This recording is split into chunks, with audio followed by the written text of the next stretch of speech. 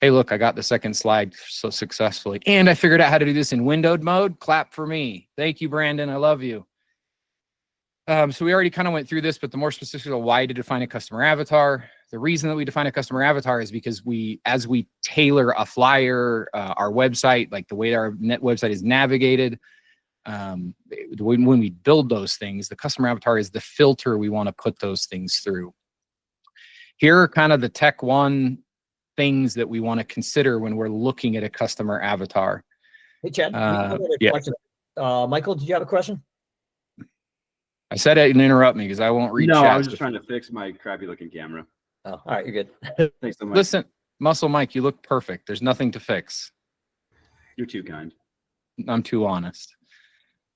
So here are kind of the basics of these things. These are the easy ones. Please don't stop here. But if you've never done this before, this is where we start. We start with some of the basics, demographics, identifying the age. We don't want to say 30 to 70. That's not an ideal avatar age range. We really want to understand, you know, your clients. Some of us live in areas, if you live in South Florida and you got a bunch of retirees, if you live in Arizona and you got a bunch of retirees, if you live in Vegas and you got a lot of out-of-towners, whatever it might be, we want to understand the typical age. And this doesn't mean all of our clients. This isn't a filter. This is just a targeting system. This is just a way to say, these are my perfect clients. I'm going to go after them. Demographics of age. For me, my age bracket was 36 to 43.